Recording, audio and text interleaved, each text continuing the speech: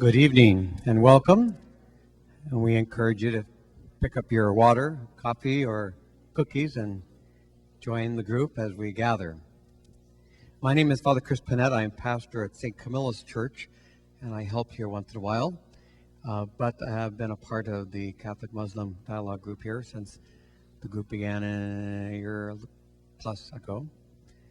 1991, during the first Persian Gulf War. Some of us were part of the Islamic Center in LA for many worship services, and I was privileged to preach at the mosque in Claremont in the Pomona area on one of their Friday services. Some of us, this is an ongoing dialogue. For some of you, this might be the first time that you've heard someone to speak and to have the opportunity to ask questions and have some dialogue. And that is the goal of our group. Our mission statement says that the Catholic Muslim ministry at Holy Family seeks to create dialogue between Muslims and Catholics. They meet every second Wednesday of the month at 7 p.m. and all are welcome to join that ongoing group also. If you did not know, there are restrooms just outside the glass doors, as indicated, if those are needs you're looking for. And the little white cards that were there at the entrance and pens are there in case you have some question. You're welcome to, when we get to that part of the dialogue, to write them down. Sometimes that's helpful for you and for us to consolidate the questions, but there will also be an opportunity just to ask questions directly with the microphone. So this is a part of the conversation tonight.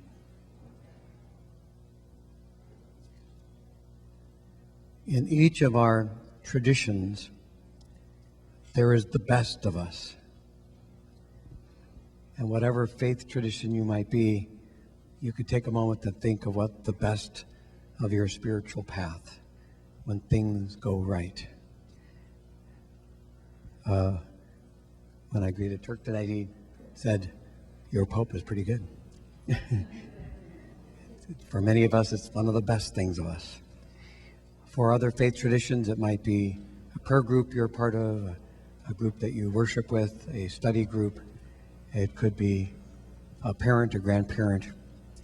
For many, this world of Islam is a new experience. For some, you've had some long experiences. For some people, the dialogue begins in the context of violence, whether it be in the Middle East area, in the homeland, violence that could be seen in our KKK and our other homegrown acts of violence, or places far away.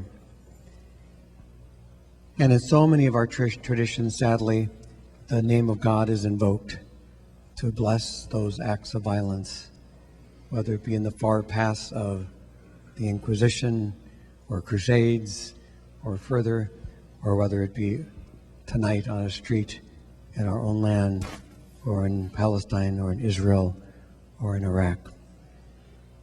Tonight we're being given a gift. We are being given a gift of truth and understanding of a faith tradition that is often seen only through the eyes of judgment and hatred and bitterness. So I pray tonight that we might put on those ears and those hearts and allow some things that maybe you thought of or were taught or you assumed, that sometimes we need to lay those aside for a dialogue of truth and human sharing of all of us wanting to share a spiritual path. At St. Camillus, we host the Interfaith Chaplaincy Program, and it's always important each time we get a new group of folks, whether they be from Claremont, from Fuller, St. John's, to begin to realize that what that other person is first and foremost is a human being. When I began some of this work in '83, there was a Russian-American award given, and in Russia the scientists said, listen to the heartbeat. So I invite us for our opening prayer, just to take your hand and put it over your heart for a moment and realize your heartbeat and my heartbeat and a person from a different faith and a country, different language, different human stories share that wonderful gift of a heartbeat.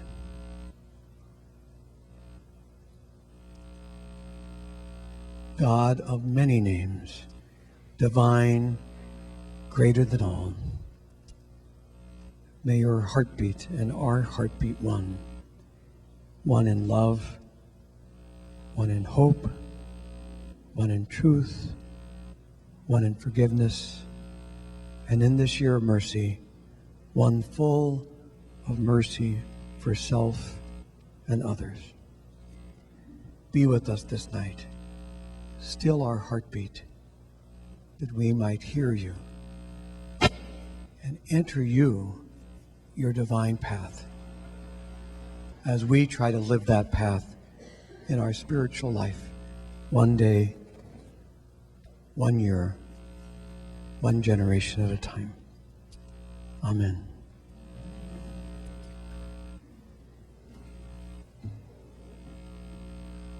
To introduce our wonderful speaker is a beloved disciple of God's love. Ebba Hatsut is a daughter of a very famous and wonderful physician and leader in the Islamic community, Dr. Hassan Asut, and his brother, and he and I go back to a variety of occasions of interfaith prayer and actions against violence. And so tonight she comes to us to introduce this great speaker, but clearly a major part of our Catholic dialogue conversation here at Holy Family. And so, Dr. Ebba Hatsut.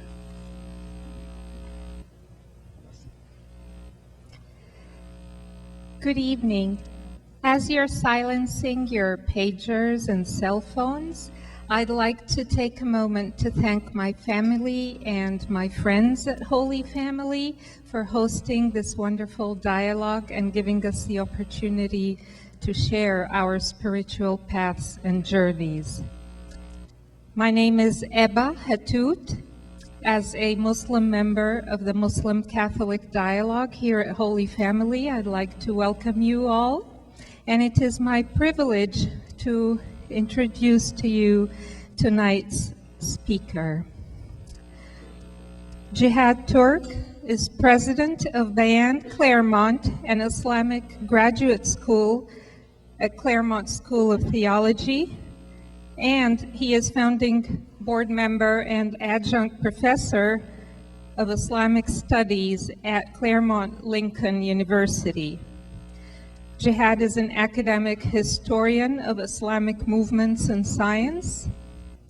Previously, he was the director of religious affairs at the Islamic Center of Southern California, the oldest and largest mosque in the Los Angeles area.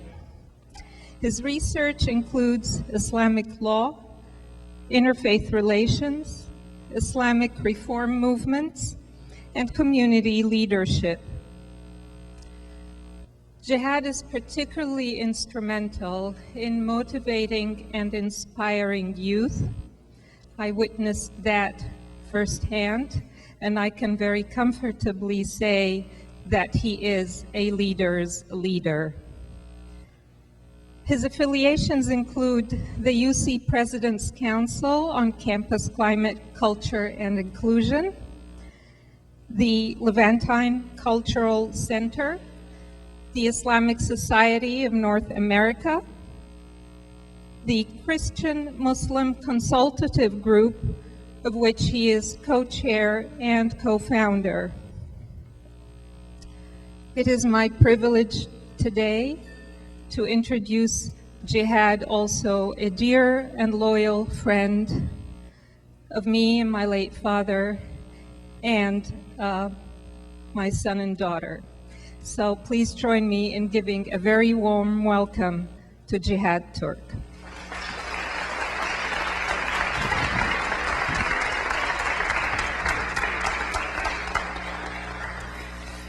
Thank you, Dr. Ebba, and thank you, Father Chris, and all of you for coming out this evening.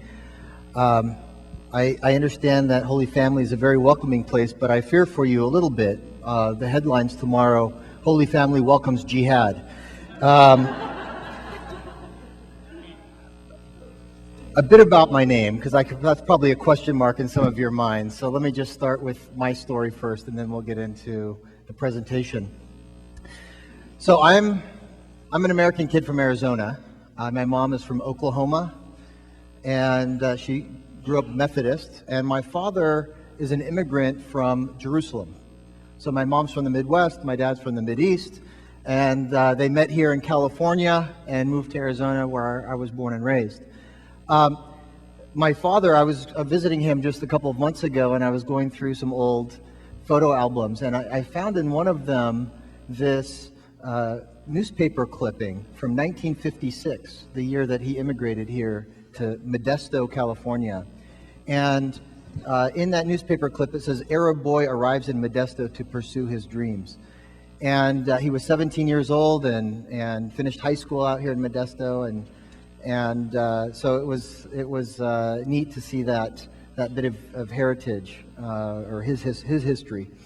When I was visiting him recently, and I was reflecting upon how it is that when I was raised in Arizona, how it is that my mother Carol and my father Hafiz decided on the names for our children, because now you can imagine I'm a walking teaching moment.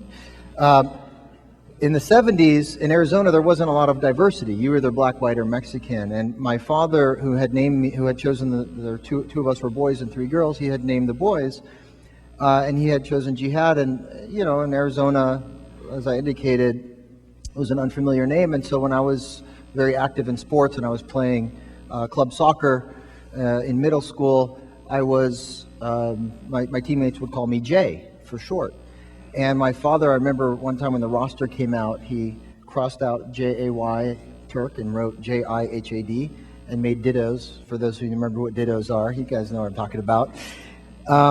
And passed them out on the sideline one day at the soccer game, and I was embarrassed. I'm like, "Dad, what are you doing? Why, you know?" He said, no. I chose your name for a reason. Your name, jihad, means the struggle to do the right thing. And it might be unfamiliar for people to say, it might be hard for people to remember, but it's worth that extra effort. And so I've always gone by jihad since then. Although, you know, most people just thought it was an exotic Mexican name, maybe Oaxacan, Yihad. But it was, you know, and I grew up in the days before, you know, 9/11 and before, so in the 70s and 80s. And when I remember one day there was one international incident when the U.S. Marine barracks were bombed in southern Lebanon, and I believe, if I'm not mistaken, the group that claimed responsibility was a group that called themselves Islamic Jihad. And so my name was all of a sudden in the media, and you know, I remember my dad always used to watch international news, and I remember fearing going to school the next day, and I go to school the next day and no one mentioned it at all. And I remember thinking back then, wow, it's awesome. No one here in America watches international news, all right? At least not in Arizona. And now it's something, of course, to be remiss that we're so disconnected from what's really going on in other parts of the world. We're a little bit myopic and, you know, focused on what's going on internally. We could benefit from a little bit of broadening of our horizons. And so it really, I mean, I didn't have any challenges in my identity growing up, but I started my spiritual journey, you could say, when I was in high school, and I was succeeding in it by all measures. I was doing very well in school and the honors, and doing well in sports, and I was even popular. I was elected homecoming king in my senior year. But it was, you know, it wasn't, you know, everyone was chasing after those things, but for me it wasn't fulfilling. And instead of turning to drugs or alcohol or other things, I began to inquire into my roots, both my Christian and Muslim heritage. And I began my spiritual journey at the age of 17, I would say. And that journey took me on to college, and I remember asking my father, you know, what I should study in college, and he said, "Son, it doesn't matter what you study in college. You're Palestinian, you're going to go into business."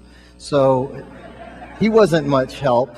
But I was good at math, and so I went into engineering my freshman year. But while I'm there in college studying math and chemistry and all of that, I kept looking for classes to help me with my spiritual journey, and I was looking to classes on Islam as well because I had exposure to Christianity. I wanted to learn more about Islam.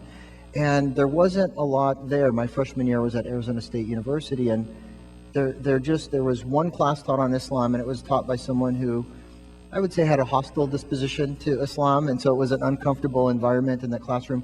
But I remember thinking, okay, well, I'll study Islamic history. They didn't offer a course on Islamic history, but they had a course on Spanish history. And I knew enough to know that, well, Muslims, or the Moors, the Arabs, ruled Spain from the year 711 until the year 1492. 711, of course, that's why so many Arabs and Muslims work in 711. No, that's unrelated. Unrelated. He saw where that one was coming a mile away. And 1942, the year that Columbus sailed the ocean blue, but also the year that the Reconquistadors kicked out the Jews and the Muslims from Spain. And so I thought, well, let me study that period. And of course, the course catalog for the History of Spain course started in the year 1492. So it wasn't very helpful either. And I remember taking a moral philosophy class. And of course, we studied the Greeks, skipped over the golden age of Islam, which is where Islamic philosophers ruled supreme, and then went right to the Enlightenment. Although we did study St. Thomas Aquinas and one other medieval Christian philosopher. So it was a little bit frustrating. So after my freshman year, I decided to apply and look to learn Arabic and Islamic studies somewhere abroad. And I applied to, got accepted to study at the Islamic University in Medina, Saudi Arabia. And the acceptance letter came 2 weeks after someone named Saddam Hussein happened to invade a little country called Kuwait. You might have heard of that little skirmish there in the run-up to the first Gulf War. So, but I decided to go. Even though everyone in my family was against it, I said, I'm going to go. I really want to learn this language and understand the faith.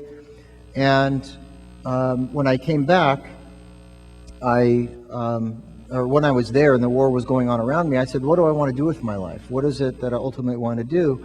And I decided, I want to go into academia so that I can provide an opportunity for my fellow citizens here to understand and have access to the religion in a fair and balanced way. No, that tagline's already taken, I think, by some news organization.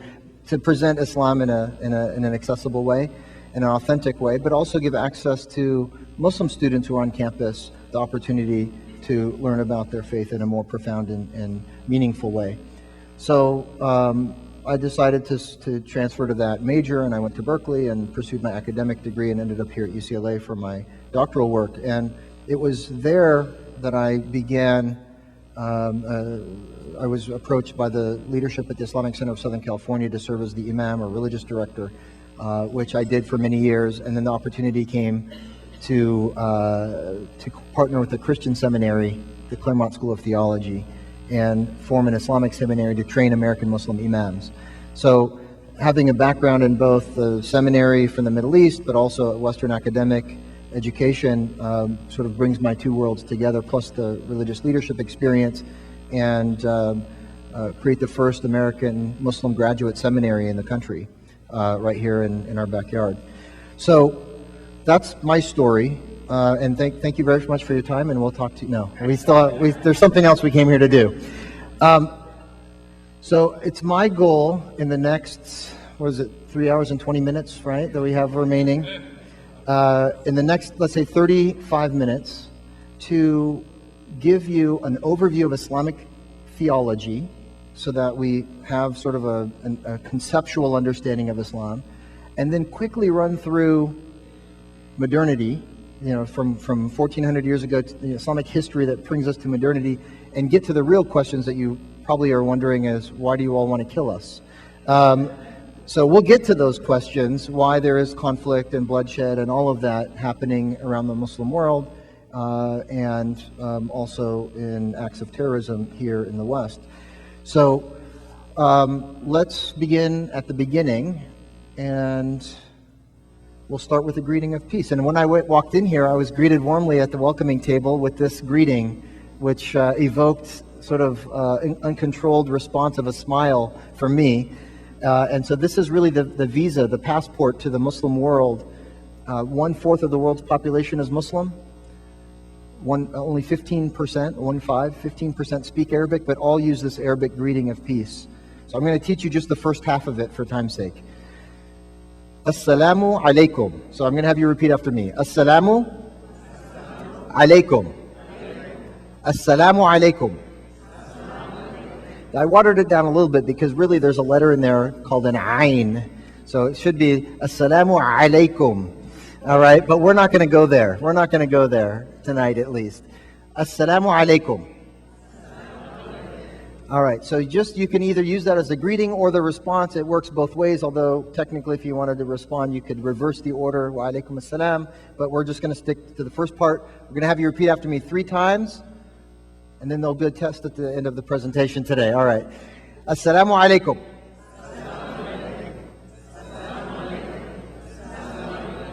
All right, and may God's peace be with you. 3 terms also I wanted to cover. Islam is the name of the faith. So now I am not an Islam or an Islam. I am a Muslim, the one who follows the faith of Islam. So Islam just means peace through submission to God. And it also is related to a word that you might have heard if you're familiar with Hebrew, shalom. The sha and the sa are transposed in Arabic and Hebrew, which are sister languages. Also Aramaic is a sister language with Aramaic, Arabic, Hebrew, Syriac. These are Semitic languages, and so there's a lot of cognates in common. So Islam is the name of the faith. Muslim is the name of the person who follows it, and it's pronounced Muslim with an S. We tend in English to turn an S into a Z when it's in the middle, like Bosnia, as opposed to Bosnia, or Muslim as opposed to Muslim. So Muslims pronounce it with an S, not a Z. And then, of course, Allah. I just posted on my social media feed on Twitter or Facebook, one of those, a quote from a Palestinian Episcopal priest who said, I refer to God when speaking Arabic as Allah. And in fact, I say Allahu Akbar, God is the greatest, often in the course of my day. So Allah is simply the Arabic word for God, as if you were speaking, and if you were speaking Spanish, you would refer to God as Dios. All right, and French, Dieu. All right, and so Arabic is just Allah, and Jews who speak Arabic refer to God as Allah, Arabic. So sometimes Muslims hold on to the word Allah even when speaking English, because there's a sense that this is God's proper name, which is fine. I happen to believe that it comes from the root the God, Al-Ilahu. But nonetheless, it's not to be confused with some different God. It is the God of Abraham, the God of Adam, the Creator. And there was recently a very troubling firing of a professor at a conservative evangelical seminary graduate school in Wheaton, Illinois, because the woman said that we worship the same God as Christians and Muslims. And so she was put up for review and promptly let go. I'm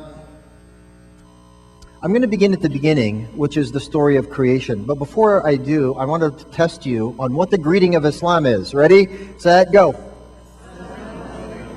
All right, that was mediocre. I'm going to give you guys a C minus. All right, but we have room for improvement. Assalamu alaikum. There you go. All right, so I'm going to start with the story of creation. Now, this is the story in the Quran. Now, it's also told in the Bible. Does anyone know which book it's in? The book of Genesis, all right. And it's told how many times? Twice. Nice. It's also told a couple of times in the Quran, mainly 2 times, but it's references more than that. This is the first encounter you'll have with the story of creation. It's in chapter 2, verses 30 through 39. And I'm going to recite the first verse in the original Arabic just to give you a sense of the flavor of the Quranic text and script. Again, only 15% of Muslims speak Arabic, but the Quran is maintained and recited by Muslims around the world in the Arabic language. Prayer is in Arabic because we have not had the Second Vatican Council yet. So we have not broken it down into the vernacular. So with that in mind, I'm going to recite it in the original Arabic. All right. أعوذ بالله من الشيطان الرجيم وإذ قال ربك للملائكة إني جاعل في الأرض خليفة قالوا أتجعل فيها من يفسد فيها ويسفك الدماء ونحن نسبح بحمدك ونقدس لك قال إني أعلم ما لا تعلمون. And lo, remember when your Lord said unto the angels, Behold, I am about to establish upon earth one who shall inherit it. The word in Arabic is Khalifa or Caliph, vicegerent, a viceroy, a caretaker. So in the year in which the encyclical on the environment comes out, this is one of the implied responsibilities of a caliph is the one who shall take care of the earth. It also happens to be, according to a number of sources, and it was on NPR, so it must be true, the origin of the word California. Google it. All right. There are 3 theories. That's one of them. All right.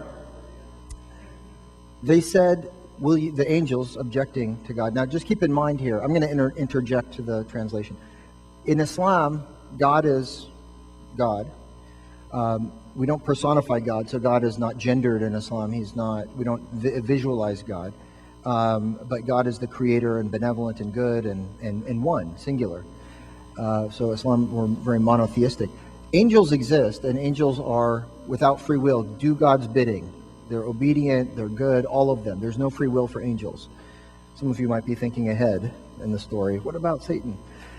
We'll get to that. But in the Islamic narrative, in the second telling of the story, not indicated here, but in the second telling, it clarifies that Satan, or Iblis, is not an angel. He's a jinn, a third kind of creation. Now, the jinn, you guys might be familiar with the term from the 60s hit TV show, I Dream of Jinni, or Genie, right?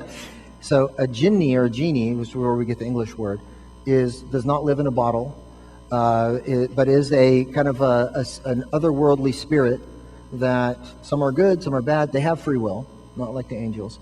And so Iblis happened to be, or Satan happened to be, in the presence of the angels through the course of this story. However, the angels, being all good, when God told them He's going to create someone to inherit and be responsible for the earth, they objected, not out of rebelliousness, but because they did not see the wisdom or the purpose of why God is creating us in the first place. And so they said, will you place on it such as will spread corruption thereon and shed blood? I mean, they kind of had us pegged. We're doing all of those things as human beings. Whereas it is we who extol your limitless glory and praise you and hallow your name.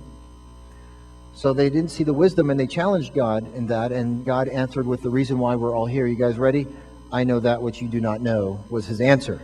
Now, it is an unsatisfying answer. However, the story really begins there, and the reason or the wisdom of why God created us unfolds in this story. So let's try and tease out from that story why we're all here. And we're starting from this point in the story. Some of you are reading ahead. I see your eyes looking up there. All right. We're starting at this point because, number one, it's a familiar point of narrative, similar but different. But it's also really gives a perspective of why are we here? What is our purpose in life? What is our relationship to God and to one another and the earth? So this story does 2 things. It allows us to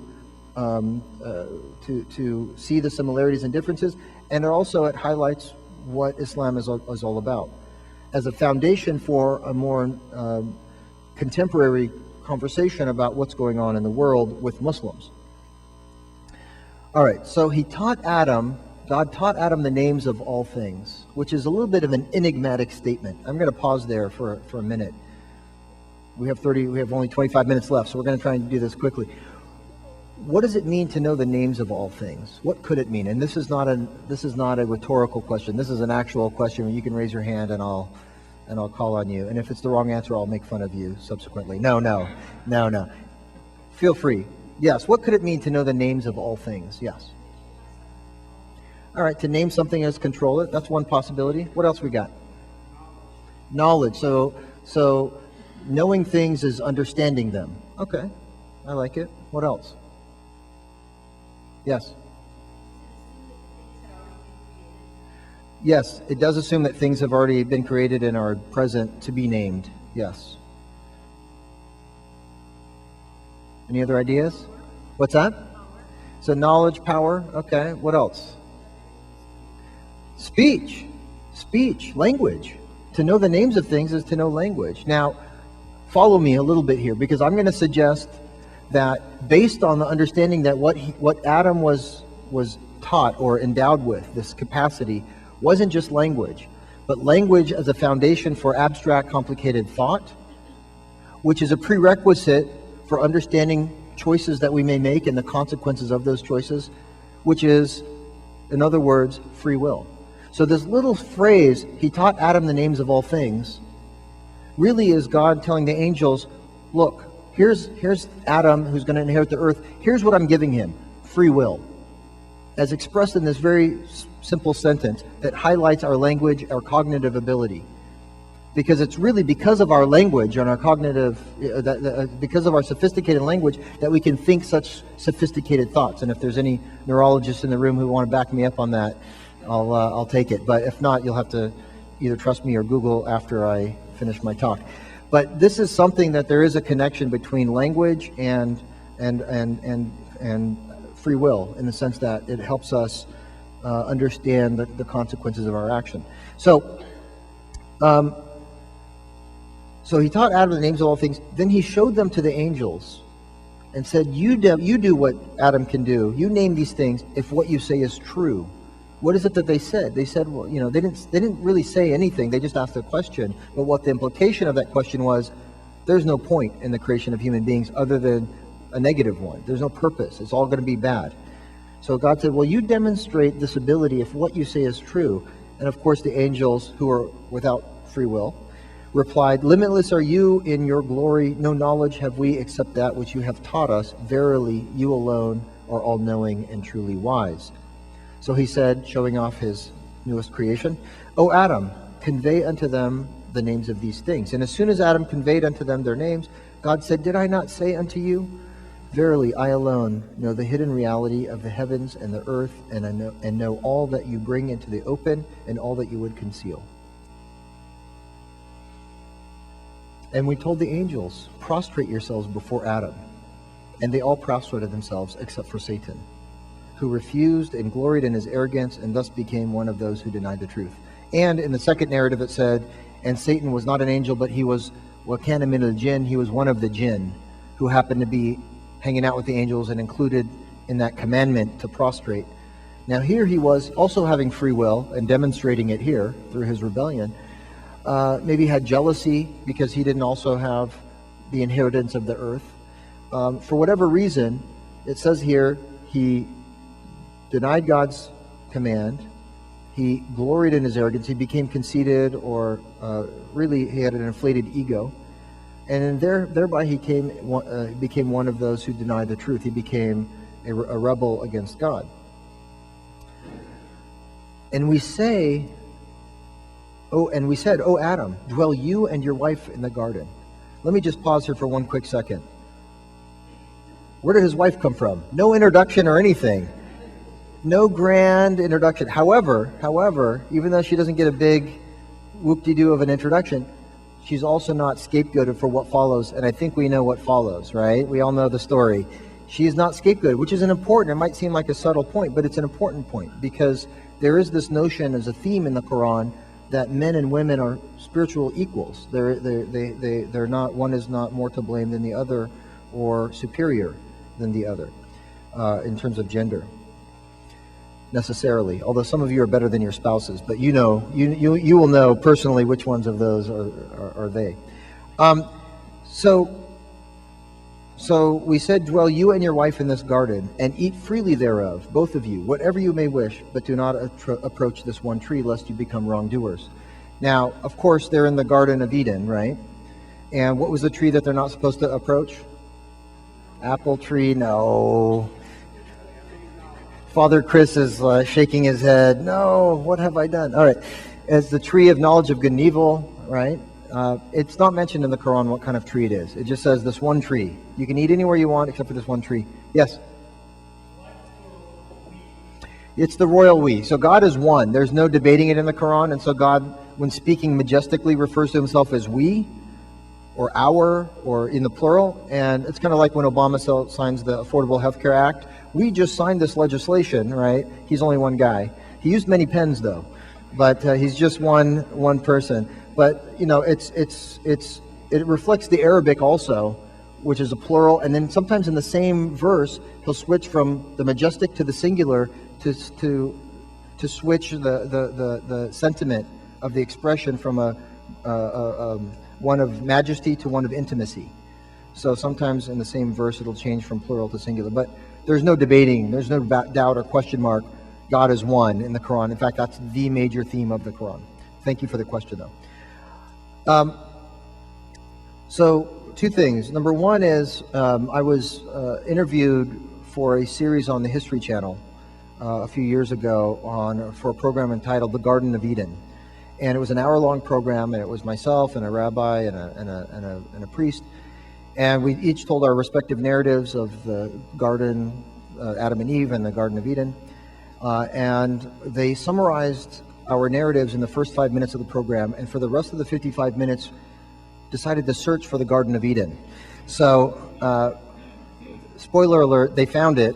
It's according to the History Channel, underneath where the Tigris and Euphrates meet, which is now in the Persian Gulf, underneath the water of the Persian Gulf.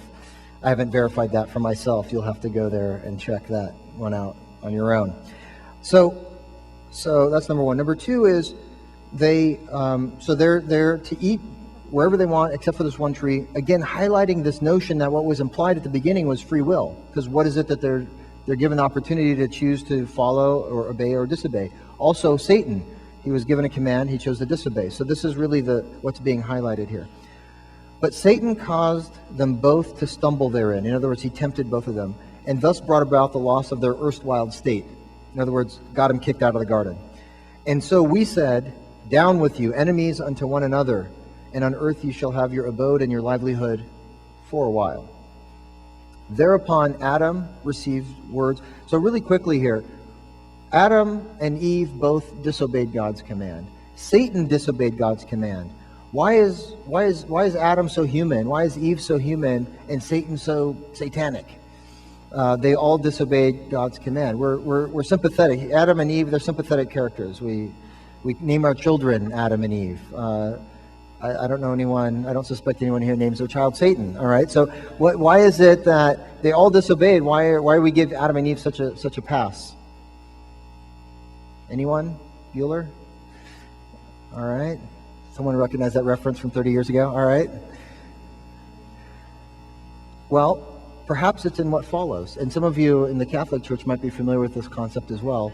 It's called repentance. Yeah, thank you. All right. Guilt and repentance. All right. So he felt bad. Adam and Eve, and in the second narrative in the Quran, Adam and Eve both turned back to God in repentance, and God forgave them both. So this is probably one of the most important points to emphasize in this creation story. Why? Because although you could argue that Muslims, we believe in original sin, we also believe in original repentance and original grace. So it shortens the story arc. And this really is where Islam and Christianity separate, is that God is loving and forgiving in and of himself. And so if we transgress against our own souls, against one another, against God, and we repent, we make amends, we turn back to God, that God is by his very nature loving and forgiving, and has been so throughout human history. And so this has been the nature of the story, or the relationship that we have between us as his creation and God as our creator. Now, I would argue at the same time, although this is a point of theological departure from Christianity in general, and Catholicism in particular, Islam is still closer to Christianity than Judaism is to Christianity. Follow my logic here on this one. So the three monotheistic faiths, Islam, Judaism, Christianity, all believe in one God. Islam and Christianity put greater emphasis on Day of Judgment and hereafter. depending on which strand of Judaism you follow, you might or might not emphasize that as an issue. Muslims and Christians both believe in Jesus as Christ, born to the Virgin Mary, inspired by the Holy Spirit, all right, and revere Jesus as someone to be emulated. Now, so we're closer to Christianity than Judaism in that regard. We're closer to Judaism, though, however, in this regard. We don't pray to God through Jesus. We revere Jesus, but don't consider him part of a Trinity or the Godhead, nor do we consider the Holy Spirit part of the Godhead. So God is just the Father, if you will, in Christian vernacular, but we would just refer to God usually not as the Father, but our Lord, God, the Creator, and by his other attributes. And so here, Islam is closer to Christianity, or closer to Judaism than Christianity is. So Islam really is in between the two, and that's kind of a very useful way to think of the three Abrahamic faiths. So if we live in a Judeo-Christian society, it's Judeo-Islamic Christian in its in nature. In that also the values permeate all of the traditions. So here they turn back. They're both the repentance is both forgiven by God or granted. For although we did say, and so now we're still here on earth for a while. So although we did say, God referring to the sending out of the garden, although we did say, down with you all from this state, we're not abandoned. There shall nonetheless most certainly come unto you guidance from me. And those who follow my guidance need have no fear, neither shall they grieve. But those who are bent on denying the truth and giving the lie to our messages, they are destined for the fire, and therein they shall abide. So a little bit of a carrot stick, a little bit of hellfire and brimstone there. I mean, there is this notion of paradise, hellfire, and a day of judgment, a day of accountability. However, as Muslims, it's not so black and white. It's not accepting Muhammad as a prophet or Jesus as Christ that will get you all the way in God's good grace. It's a combination, and I think there was some kind of debate in history about this issue. Is it faith alone or faith in good works? Didn't that happen sometime in something about a Reformation, counter-Reformation? All right. So this debate exists within Islam as well to some extent, but really where the majority come down is that it's a combination of faith and good works. And it's not that you can earn paradise, but you might be more worthy of God's mercy and compassion and grace if you do all you can to both be a righteous person and to make up for your faults and shortcomings and misdeeds by making up for them or by doing more good deeds to compensate. All right. So this is the human predicament in summary. I'll summarize in just a second. A couple more points and then I'll summarize. One point is that although we're here on earth for a while, we're not abandoned by God. We have guidance from God coming in the form of inspiration or scripture or prophets. There's also temptations from Satan. And Satan will say when the matter is decided, what is that referring to? When the matter is decided? Day of judgment, which is when? No, I don't know. We don't know either. All right. So we're not going to find Muslims with the signs on the street corners because we don't know when that's going to be. Purposely left ambiguous so that we can always be on guard. It was God, Satan will say, it was God who gave you a promise of truth. I too promised, but I lied in my promise to you. I had no authority over you except to tempt you. But you listened to me, so reproach me not, but reproach your own souls. I cannot listen to your cries for help on this day, nor can you listen to mine. I reject your former act in obeying me instead of God. For wrongdoers, there must be a grievous penalty. So Satan is also going to face a consequence in the hereafter. He's not in the Islamic narrative in charge of hellfire. He's going to face his own consequence. And yes, there are levels of heaven and levels of hell. I don't know if anyone's read Dante's Inferno. It was not exactly, but some of the motifs and ideas and themes were inspired by Islamic and Quranic notions of heaven and hell. He wasn't entirely influenced by Muslims, though, because he does put Muhammad, I think, in the sixth circle of hell. But at least it wasn't the ninth circle, so, you know. But there is this notion of accountability, and Satan, just being a jinn who had free will, who chose to do bad, will have his own recompense on that day. Who is in charge? Well, God is in charge, and he might put angels also in charge. But again, angels don't have free will in the Islamic context. So we're tempted by Satan, but we also face hardship in life. So life is a test, right? We face the hardship and challenges of life, and this is a theme in the Quran. And we shall test you until we test those among you who strive to their utmost and persevere in patience, and we shall try your reported mettle. Or again here, and be sure we shall test you with something of fear and hunger, some loss in goods or lives, or the fruits of your toil, but give glad tidings to those who patiently persevere, who say when afflicted with calamity, to God we belong, and to him is our return. They are those on whom descend blessings from God and mercy, and they are the ones that receive guidance. And lastly here is the notion that we have an intuitive knowledge of two things. We have an intuitive knowledge as human beings that there is a higher power. The idea of God should resonate with our heart of hearts.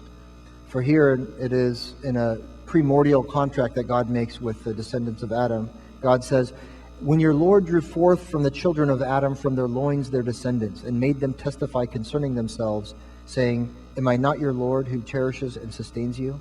They said, yes, we do testify. Anyone remember that testimony coming out of the loins of the children of now? Well, it's not necessarily a conscious memory, but it's an indication that this is something that should resonate with our psychology, with our core of our being. So yes, we did testify, so that no one could say on the day of judgment, of this we were never mindful. So the idea of God should resonate with us if we look inwardly. And there's a famous teaching of Muhammad. He's reported to have said, the one who wants to know his Lord, or the one who knows his own self, knows his Lord. Meaning that our hearts are like a mirror reflecting the guidance of the divine, the wisdom of the divine. So if we were to polish our souls, our hearts thoroughly enough, we would allow some of that divinity to shine through, and we can perceive it by looking inwardly. Also, not just knowledge of God, but knowledge of good and bad exists at the core of our being. And here God is swearing by one of his creations, the creation of the human soul. And he says, by the soul and the proportion and order given to it, and its enlightenment as to its wrong and its right. Truly he succeeds that purifies it, and he fails that corrupts it. So we have an internal moral compass that if we were in tune with our own inner self, we would have a good sense, in general terms, even without reference to Scripture, of what is right and what is wrong. All right, to summarize now, the human predicament. We have free will. We have intelligence. We've been endowed with understanding that, the language that we were given reflects this ability to understand things and perceive things at a more profound level. We have an intuitive knowledge of God, and an intuitive knowledge of good and bad. We have prophets and revelation that will be sources of guidance and wisdom on the good side. And then on the bad side, we have temptation, we have hardship in life. What is our goal? Why did God create us? What is the purpose? One famous Bosnian cleric, Muslim scholar, once said this. He said, angels are all intellect with no whim. Animals are whim without intellect.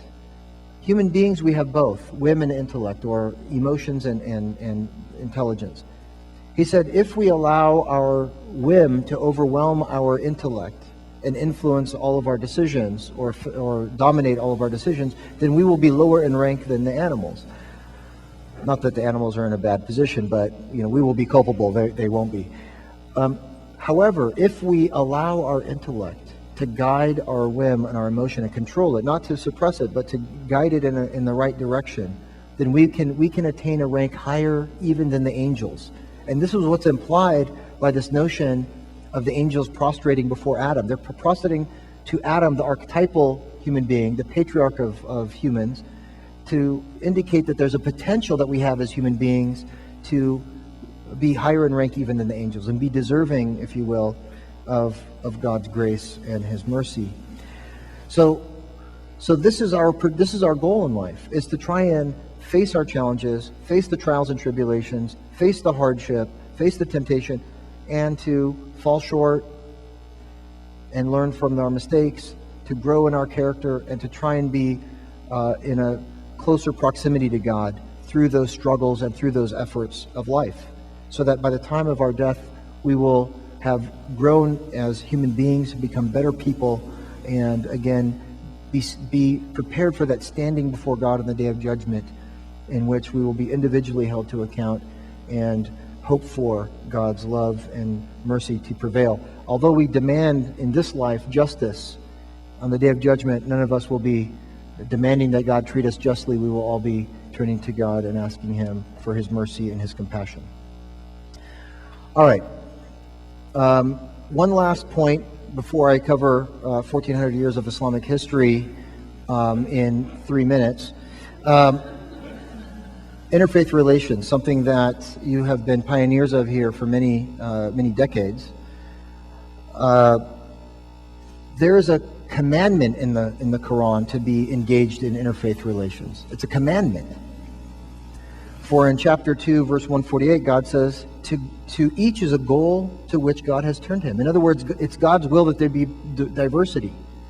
That's a given. God would have wanted, He could have made us all the same, and that's coming up in the next verse. But He made us have different directions. So what is it we're supposed to do? Then strive together as in a race towards all that is good and virtuous. Wheresoever you are, God will bring you together, for God has power over all things. So here's another one. This is a theme in the Quran. I'm just highlighting a couple. To thee, O Muhammad, we have sent the scripture in truth, confirming the scripture that came before it. And in fact, he described himself as just another brick in the edifice of faith. What he was bringing, he said, I'm not bringing anything new. I'm rejuvenating the faith of Abraham. I'm a follower of Abraham, who preceded Judaism and Christianity. So the Quran, this verse in the Quran, speaking to Muhammad, said, to thee, O Muhammad, we have given the scripture in truth, confirming the scripture that came before it, and guarding it in safety. So judge between them, because he was an arbiter. So judge between them by what God has revealed, and follow not their vain desires, diverging from the truth that has come to thee. Here's the part I wanted to highlight. To each among you we have prescribed a law and an open way. Some suggest that was referring to the Torah, or the more legal focus of Judaism, and an open way, which is Christianity, which is kosher light, I guess you could say. A lot of the rules were alleviated. So to each we have given a law and an open way. If God would have so willed, He would have made you a single people. But His plan is to test you in what He has given you.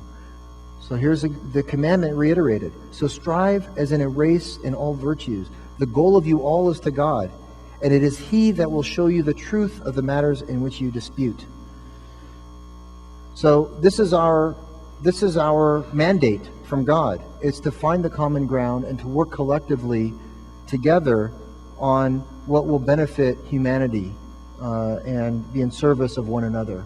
And in the process, we will each try, by doing so, to be good with God and to draw closer unto God. All right, really quickly, here's 1400 years of history. You ready? Well, it's actually more than 1400. I'm starting back with Adam. So that's, if you're an Orthodox Jew, going back 8,000, who knows the exact year, right? 8,000 and some hundred years ago. So in any case, Adam, Noah, Abraham had 2 sons. The older is Ishmael. His descendant is Muhammad, some 2,500 years later, but Muhammad. And the younger brother, Isaac, his descendants are Moses, and then later Jesus, of course, through many generations. So we're all one family, literally. Muhammad, who was the last of those mentioned, was born 571 AD or CE, Common Era. That's an academic term for AD. AD, of course, stands for Anas Domini. Yeah, Anna Domini. So, and he died in 632. So he only lived 60 some years. and he didn't even begin preaching until the age of 40. So he only preached for about 22, 23 years.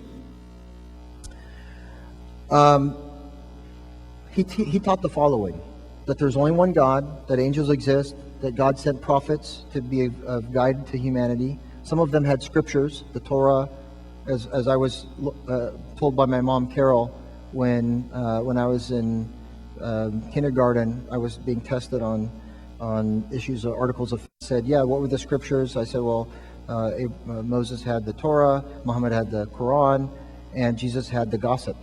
So the scriptures, we believe in the scriptures, the day of judgment and the hereafter, and then God's foreknowledge and his power. So these are the 6 articles of belief.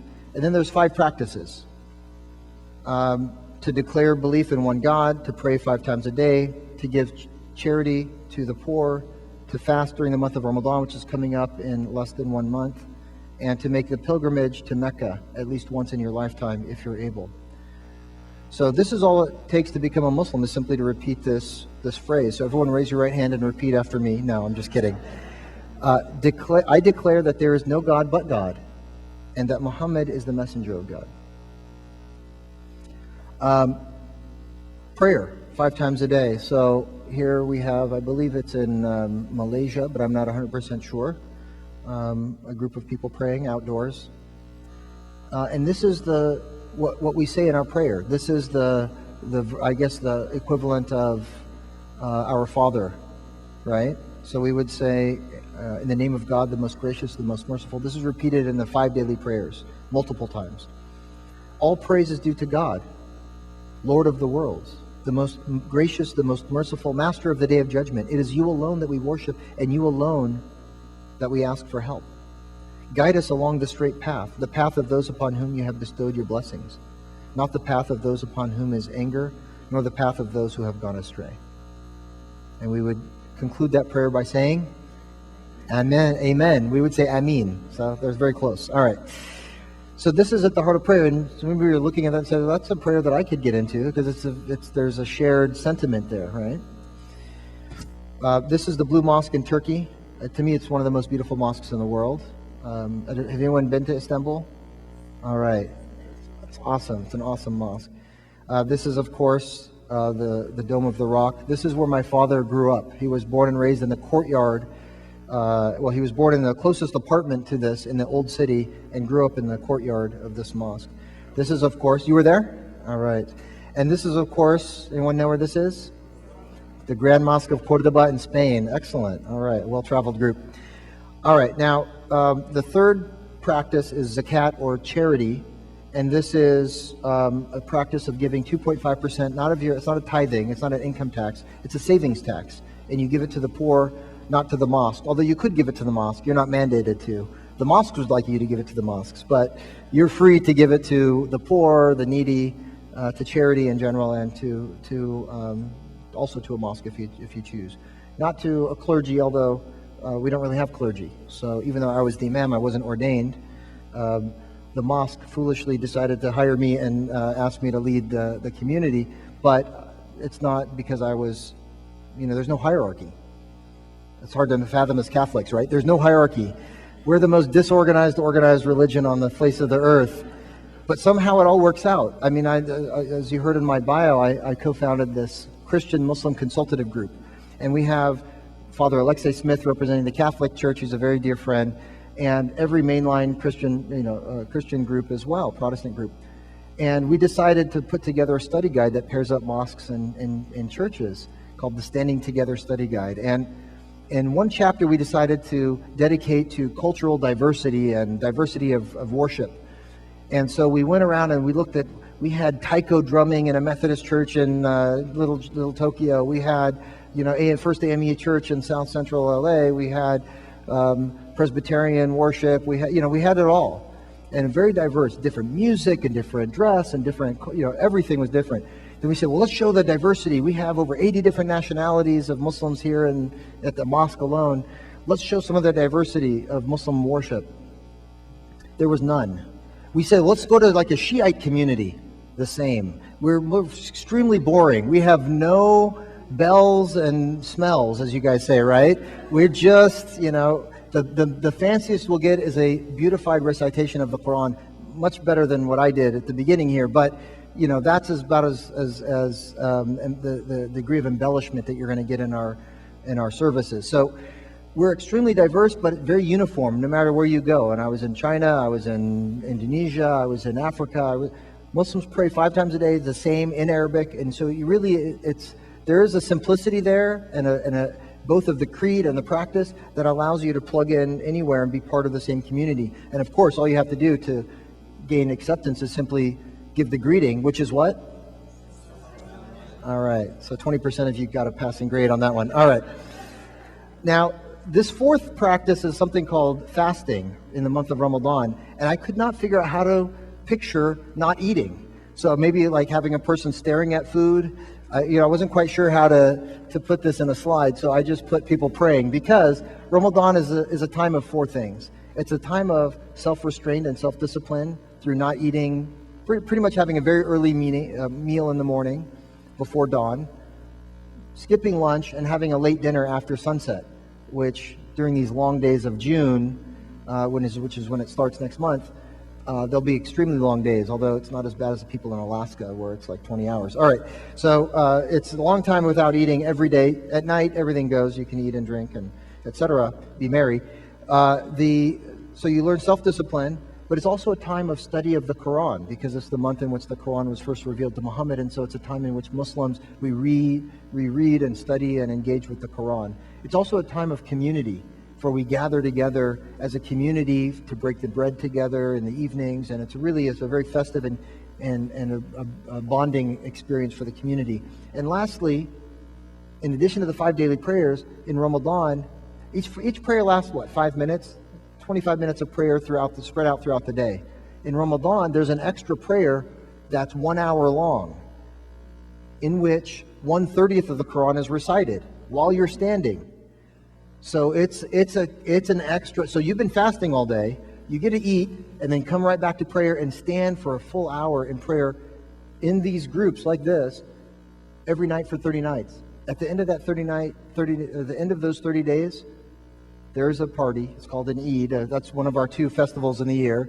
But you feel like you're on a spiritual high, and it really is a very meaningful and moving experience.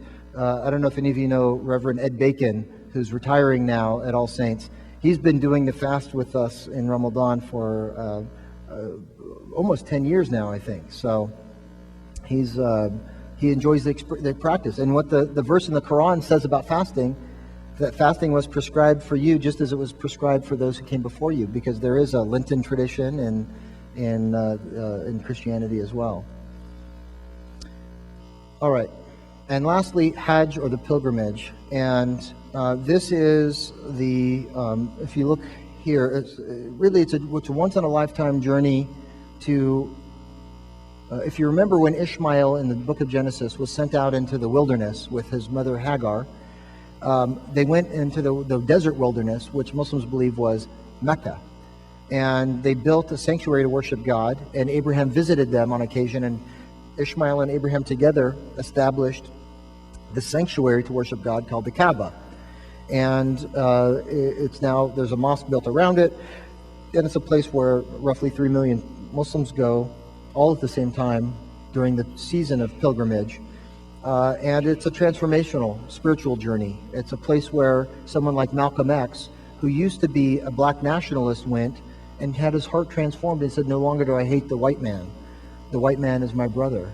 And it was because of this trip that he took. And he said that I made the pilgrimage alongside blonde-haired and blue-eyed brothers and sisters from around the world, and people of all different hues. And I realized that it doesn't have to be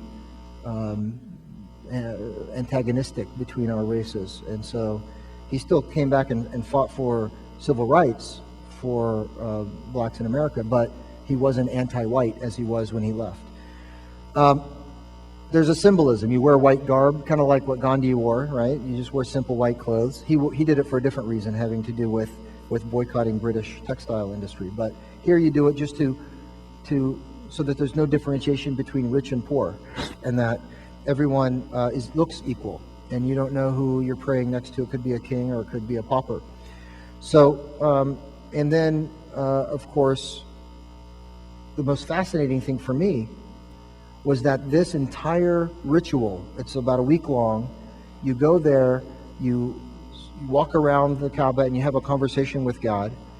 You pray, you do other things like walking between two hills where Hagar walked between when she was looking for water for her son. Or you walk out into the desert and you stand on this mountain of Arafah where you anticipate the standing before God in the day of judgment. Or you throw pebbles at this pillar representing the temptation of Satan to Abraham and Hagar, his wife, and Ishmael, trying to dissuade them from the commandment of God or the vision that he had from God to sacrifice his only son, Ishmael. That's a difference of narrative there. Some of you are like, no, it's Isaac. Well, in the Islamic narrative, it's Ishmael. So they threw pebbles at this apparition of Satan. And so what's fascinating and striking is that all of these, the rites of pilgrimage, none of them have anything to do with Muhammad. They're all going back to the deep faith of Abraham and Hagar, his wife, and Ishmael, remembering their deep faith.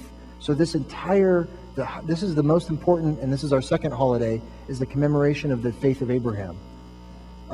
It's all about Abraham, which I think is a very fascinating and a point of convergence of our faiths. And this is a picture of the mosque, the Grand Mosque in Mecca. If you look in the third row there, I'm squinting a little bit. It's hard to see. No, I did not. That's not a big selfie. No. So there are a lot of people there, and this is actually not during the month. This is not during the pilgrimage. This is during the month of Ramadan.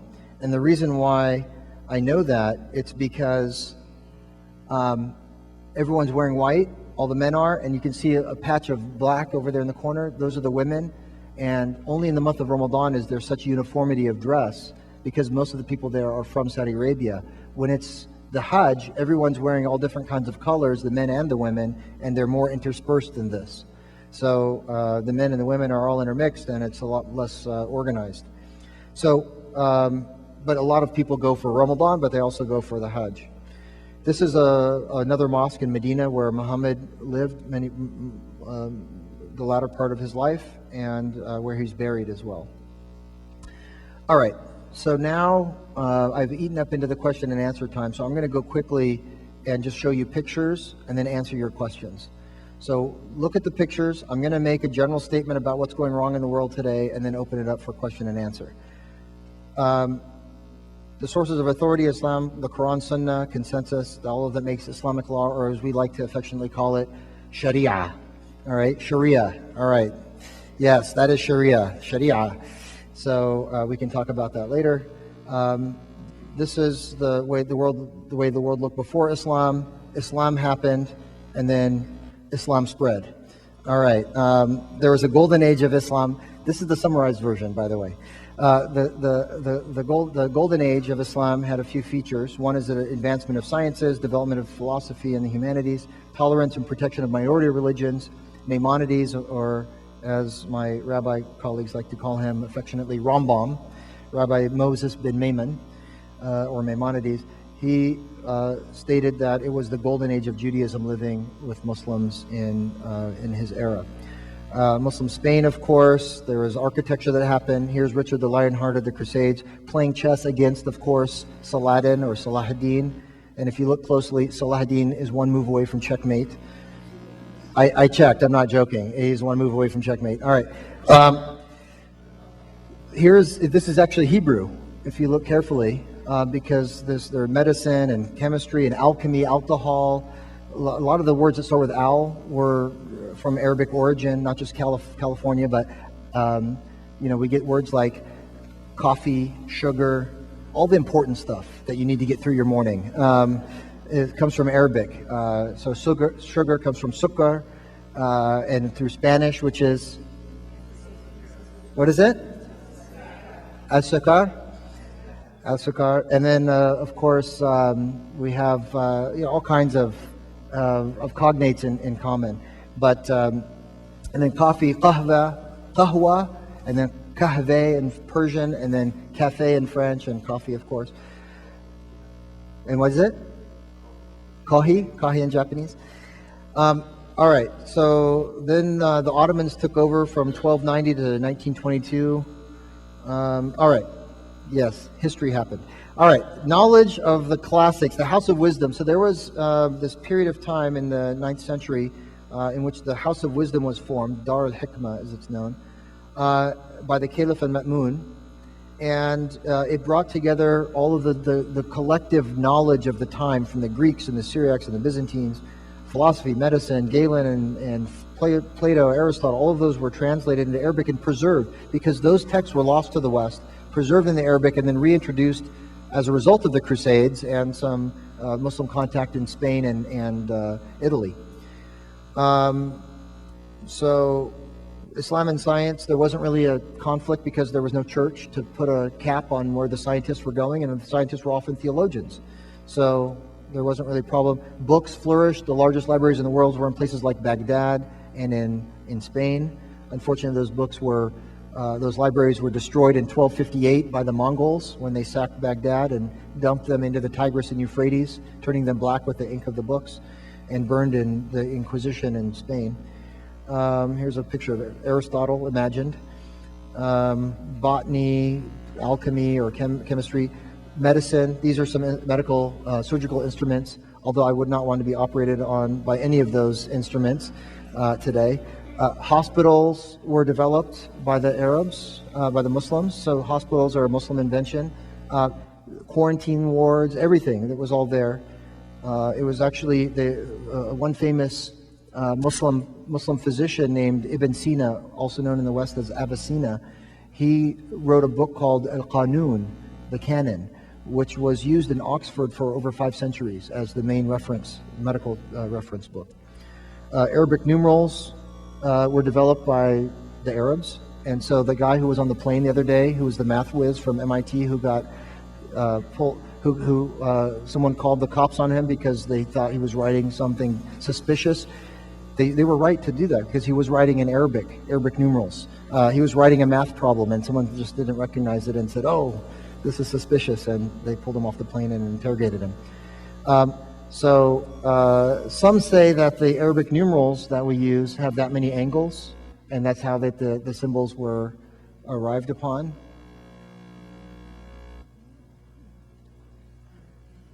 I can't verify that, but I've been trying to verify it, but I haven't been able to authenticate that. So but it's a nice party trick. All right. Algebra, you can all blame us for that. All right. So algebra is an Arabic word written. The book was written by Al-Khwarizmi, who also his name turned into the word algorithm. Al-Khwarizm, Al-Khwarizmi, algorithm. So that's how we get the word algorithm. He wrote a book called Al-Jabr wal-Muqabal. Al-Jabr, algebra. That's where we get the word algebra. I actually, when I was a grad student at UCLA, took that book and solved one of the problems that was handwritten in Arabic. I mean, it was a word puzzle. It was a geometric one, but using algebra. So that was a fun little exercise. Other scientists throughout history did, Galen calculated the circumference of the Earth 600 years before Galileo, and he was only off by about 50 kilometers by today's measurements. And he used an astrolabe, which is like a little handheld computer. There's astronomy, optics, there's agriculture, and so many different fields in Islam's golden age. And then, of course, the modern world happened, and we can get into what's going on in today's world. But let me just say this, that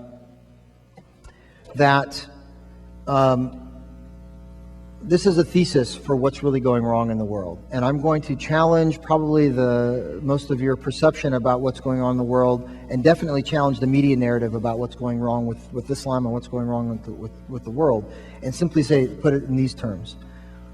What you have in today's world, in places in which there's bloodshed and conflict, is competition of narrative of competing nationalist groups, competing nationalist narratives in places in which there's political instability. I'm going to say that again. if you look at almost all the places in which there's bloodshed, significant bloodshed and instability and violence, whether in the name of religion or not, what you find on almost all of those occasions is that there are competing nationalist narratives that are competing for state power, state control in a region. And some of those conflicts invoke religion as part of their nationalist narratives, and others don't. But really, this is what's behind the conflict. And I'm going to give you 3 examples to highlight that outside of the Muslim world, and then I'm going to highlight what's going on within the Muslim world. So outside of the Muslim world, and I can stand here to be more fair now to both of you, or at least to be more fair to them so they don't have to look at me so closely. All right. The first example is an example you'll all be familiar with, which is the example of Northern Ireland, in which you have the Catholics and the Protestants fighting in Northern Ireland. And it was really a post-colonial period, right, where the Irish wanted their own independence, and the Protestants, who are more aligned with the colonial power of Great Britain, were in control, and the British were backing them up. And so there was this irregular warfare that was as a strategy to try and gain power and control of Northern Ireland. Who invoked that, that method? Well, it was the Catholics of Northern Ireland, the IRA. Now, I wouldn't imagine that anyone here would say, well, it's justifiable through Catholicism what they were doing when they were engaging in what we would call terrorism. It's not a Catholic value, it's not justifiable. It was a nationalist struggle, and irregular warfare was employed, and terrorism was employed as a tactic, as part of a modern nationalist struggle in that region. Moving quickly, the Basques in northern Spain. The Basques are Basque. Now, let me quickly give you a reference point. There's a continental scholar who's known, his name is Foucault, who suggests that there are 5 major characteristics of modern national identities and narratives. One of them is religion, but the other ones are culture, language, a history, and a particular attachment to a particular piece of land. In the case of Northern Ireland, they agreed on all four of the 5. Same language, same history, same culture, territory. What do they disagree upon? The religion. But the Basque is exactly the opposite. They're all Catholic. The Spaniards are Catholic from the peninsula, Iberian Peninsula, and the Basques are Catholic. What do they disagree upon? The other 4. The Basques spoke Basque. They had their own culture, their own attachment to their piece of land in the Pyrenees. They wanted to break off, and their own history. So here you had a nationalist struggle, and they employed terrorism. They would bomb cafes and other things, right, as part of their tactics. They finally gave up recently, a few years ago. One more example that's just going to kind of really drive this home. When I say Buddhism, what do you guys think of? Peace, right? What if I were to tell you that there was an ultra-nationalist Buddhist movement led by ultra-nationalist Buddhist monks that were encouraging their congregations to use violence? And what I mean by violence is using machetes to go and physically attack a minority religious population within the borders of the state of Myanmar, or Burma, formerly known as Burma. And that religious minority group happens to be an impoverished, marginalized Rohingyan Muslim community of Bangladeshi origin, who had been living there for generations. They didn't fit into the nationalist narrative of the newly nationalist state of Myanmar that transitioned from a military dictatorship to a democracy.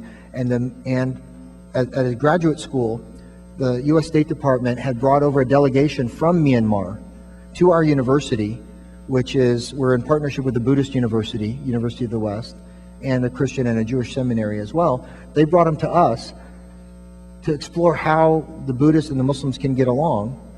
The Buddhist monk, who led the delegation of Buddhist monks as part of that group, shared with me what was going on, because we said, this doesn't compute. Buddhism equals peace. Why is this going on? He said, well, there are 2 kinds of Buddhist monks in Myanmar. The military intelligence infiltrated our monasteries because they wanted to use Buddhism as a unifying force within our country, unifying nationalist rhetoric and identity to bring the people together, and to also make sure that the military has a particular place in governance of the country. Now, it really has nothing to do with Buddhism. You couldn't really make a strong case that Buddhism is for engaging in this kind of really gruesome violence. But that's what's going on, and that's how Buddhism is being invoked. So my argument that I'm making is that within the Islamic context, what you really have going on is people invoking religion as part of a nationalist narrative to justify things that are unjustifiable by the religion themselves, by the religion itself. So that's what's going on. And so if you look at the places in the Muslim country, in the Muslim world, in which there is violence, you will find that the dividing line, or the borderline between different competing nationalist narratives, is where the conflict is. But if you also look to other places throughout history, in the same places in history or in contemporary places in other parts of the world in which there is pluralism, etc., like the largest, most populous Muslim country in the world is Indonesia. All right, 250 million people who live there, 80-some% Muslim. They don't have this kind of violence there. There isn't this tension. Now, once in a while, there'll be an incident here and there. There was an incident of a church being burned and whatnot because of some of these influences from other parts of the world coming home and trying to infiltrate the narrative locally. But for the most part, there is a Christian governor of Jakarta, the state of Jakarta, where Jakarta is located, a Christian co-governor a Christian governor rather. And there's also Christian governors in places like Pakistan, in which some Christians are persecuted in some areas by the masses, not necessarily by the government, but there are Christian leaders in many parts of the Muslim majority countries. Even though they're in Turkey, for example, there's a Christian mayor. Turkey is 98.5% Muslim, and there's a Christian who was elected mayor of one of the cities there in Turkey. So there are places in which Christians, Jews, and Muslims get along in Muslim majority countries. I led an interfaith delegation to Turkey, to Istanbul, a number of years ago, and we visited a synagogue there who traces its ancestry back to the Spanish Inquisition in 1492. They had been there for over 500 years, and they were brought there by the Muslims when they were expelled from Spain. The Nassau Ottoman Empire sent ships and brought them to Istanbul. So it's not that there is an inevitable conflict between Islam and Christianity, or Islam and Judaism, etc., or Islam and Buddhism. But what you find here is in places like Iraq, you have the three divisions. Who's fighting? The Sunnis, the Shiites, and the Kurds. Well, they're all Muslim, first of all, but the Sunnis are Sunni, the Shiites are Shiite. What are the Kurds? What's that? They're Sunni Muslim. So really, the media doesn't tell you that because it's not a quick soundbite. The Sunni Arabs, the Shiite Arabs, and the Sunni Kurds. So really, what's going on? If they're all Sunni, religion is not the dividing line between the Sunni Kurds and the Sunni Arabs. They agree on four of the five things. What's the one thing they agree upon one of the five things, which is religion, but they're different on the four things, which is the culture, the history, the land, and the language. In the case of the Sunni and Shiite Arabs, they agree on four things: the culture, the history, the language, the land. What they disagree upon is the religious, not the religion in general, but the religious sect of Shia Islam versus Sunni Islam. So that's my thesis. Now I'm completely out of time, but I do want to answer whatever questions that you have, because I probably did not answer them yet satisfactorily. But thank you very much for your patience with me.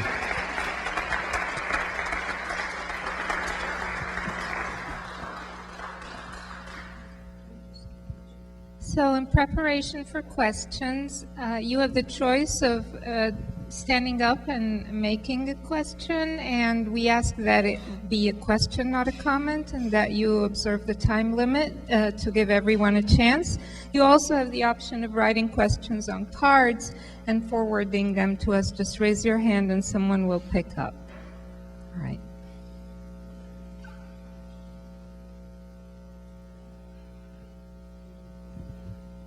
Thank you. Thank you very much for coming, too. It was very enlightening. A quick question is, the 5 daily prayers, the prayers of Ramadan, and the praying at the pilgrimage, are there women doing those? Yeah, the question relating to women praying. Not just are women praying in all of those prayers, but women can lead prayer as well. If it's a group of all women, a woman could lead the prayer. There's some debate as to whether a woman could lead a mixed gathering, but women not only participate, but they can also universally understood to be able to lead prayer if it's a single gender, all Thank you. women And one, gathering. maybe just one more that you Yes. could address is, where did Islam come from? What was before it? So the Arabs, that's a great question. The Arabs at the time of Muhammad saw themselves as descendants of Abraham. They knew their lineage, their history, and they were aware that they were descendants of Abraham. Now, Abraham, if you recall the story of Abraham in the book of Genesis, he left a pagan society and he adopted monotheism. And so he migrated away from the superstitiousness of worshiping idols to the worshiping of the one true God. Ironically, even though they recognized Abraham as their forefather, they re-adopted the practice of worshiping idols, and so they became pagans again. And when Muhammad came, he said, look, Abraham, you all know him. You all know the stories of the biblical prophets as well. And the stories of the biblical prophets are told throughout the Quran. Jesus' story is told in over 29 different places in the Quran. Moses' story is told in over 44 places in the Quran. And Abraham's story is highlighted significantly in the Quran in a couple of dozen places. And so he says, you all know Abraham. I'm not bringing anything new, and he's speaking to the pagan Arabs. I'm coming with the religion of the ultimate forefather, Abraham. So let's not continue with this practice of worshiping idols. Let's just worship the God of Abraham. So geographically, lineally, they consider themselves descendant of Abraham. Geographically, they're in the Middle East, and Islam is a Middle Eastern religion, as is Christianity and Judaism. It's the same languages, the same geography, and it used to be frustrating when I would walk into Barnes and Nobles when they used to have these buildings with books inside of them. You guys remember, now it's all online, but you used to go into a physical building, a bookstore, and you would find Islam under Eastern religions, and it'd be like, wait, Islam is no more Eastern than Christianity or Judaism. It's all the same, literally the same family and the same geography. So I don't know if that answers your question. I'm just going to use the privilege of the microphone. Yes. Can you answer the question frequently asked by many, why do they hate us? Why do they want to kill us? Yes. All right. So I would say that the most clear answer to that is that most Muslims do not hate America or Americans or the West in general. In fact, most Muslims, if you give them the option to immigrate to the U.S., they would take you up on it. Trust me, I've been all around the world, the Muslim world in particular, and that's the overwhelming sentiment. In fact, there was a book that does an entire survey of the Muslim world called Who Speaks for Islam? What 1 billion Muslims, it's really 1.7 billion, but what 1 billion Muslims really think is the subtitle by John Esposito and Dalia Mugahed. And so it's called Who Speaks for Islam? I recommend the book. But it basically shows the statistics of what Muslims think about terrorism and about other things. And surprisingly, Muslims are less inclined to support terrorism than Americans are. So it's a very small percentage of people who support ISIS or Al-Qaeda terrorism. I was invited to the White House to attend a summit on countering violent extremism last February, a year ago February, with President Obama and Vice President Biden and others from the intelligence community, Homeland Security, FBI, etc. And what we found was that the percentage of those around the world who are supporting ISIS is 0.003%, which is, when you're talking about 1.7 billion Muslims, still a lot, but it's a relatively small percentage of people who are actually supporting those ideologies. Why are they doing it in that region? Well, again, I would believe, as I tried to argue earlier, that all politics are local, and it's local groups that are striving for this local edge of political control. And if they see it as part of their power base that they can get support from other countries and tie into some people feeling disenfranchised here or there, and tie into that disenfranchisement, whether it's Muslims in the West who feel marginalized because of an anti-Islamic sentiment being propagated by some politicians, not to be named in this conference, in this presentation. But, Muslims that feel disenfranchised in the West, in Europe more specifically, or in feeling under oppression in the Muslim world, to tie into that disenfranchisement and try and get them to come and support their movement. Their interest is really to control land and power and property, et cetera, in that area. But the people who come and join from abroad have different motives. And so it's seen as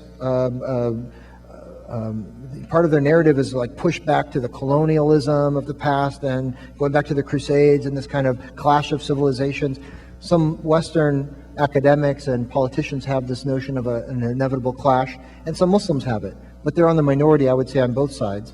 And I don't know if I answered your question satisfactorily. I would say most Muslims don't. Some Muslims do. It has to do with more regional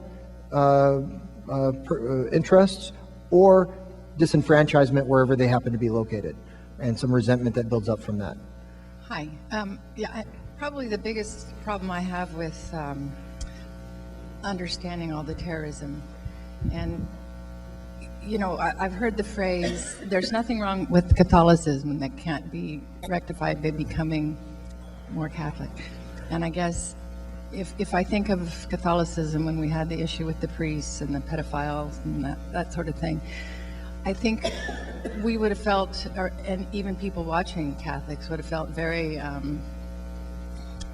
insulted had we not risen up in great strength against that blight. And what puzzles me when I hear that, certainly everything you put up on the screen was beautiful, and I can't imagine anyone having any trouble with it.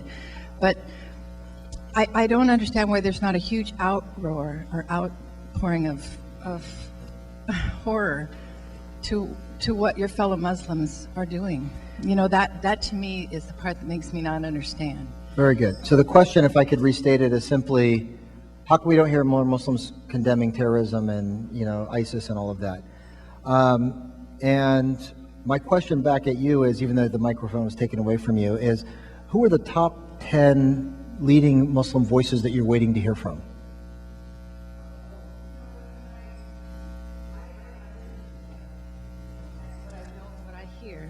What I hear is how Muslims are persecuted, or I hear a lot of outcry from Muslims that they're, maybe targeted, or, but I don't hear the other. And the other seems to me what would be loud and clear. Our daughter spent some time in Afghanistan, and she said it is, I can understand if you're very afraid, if you're very threatened, and perhaps you may not speak out. But here, I don't understand it. I don't think. So that one was more of a rhetorical question. Sorry about that. Who are the top 10? We don't have a pope. All right, you guys have a pretty awesome pope. We like Pope Francis a lot. I hope you do too. We have one pope fan over here. All right, so we don't have a pope. We don't have the bully pulpit of the Pope who can speak on behalf of the Muslim community. But I can say that every major Muslim figure here in the West and internationally has spoken out in condemning ISIS and Al-Qaeda. Let me put it this way. Al-Qaeda has condemned ISIS. How many of you guys have heard that one? All right, Al-Qaeda went on record condemning ISIS as being too extreme. I kid you not. Google it. Google it. The largest Muslim organization in the world, NU, Nahdlatul Ulama, but you can just Google search NU, in Indonesia, representing 150 million Muslims, condemns Al-Qaeda, ISIS, etc.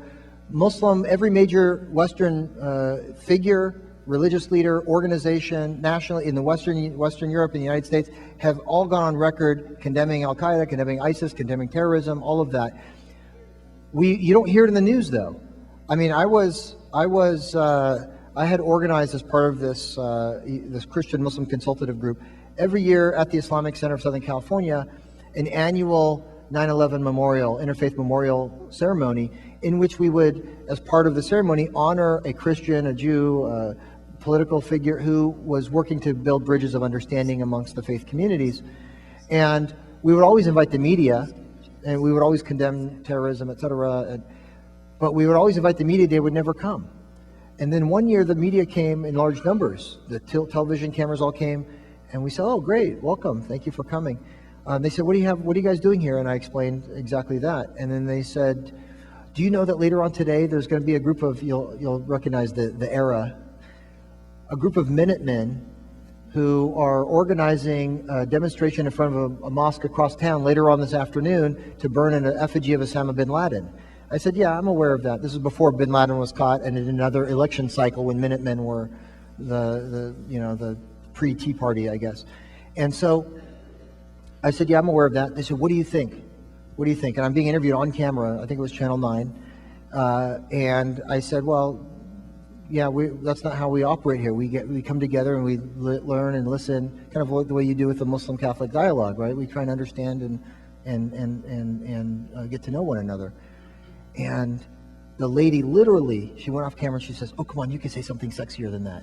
She wanted me to be like angry, like, "Oh, they're going to be burning," and she wanted me to be frothing at the mouth and whatever. And I said, "I'm not going to." Her angle was conflict. What bleeds leads. You know, when you have a grainy video of someone, or even now they do the slick videos of really dramatic things of gruesome violence against prisoners and chopping off heads and all of that.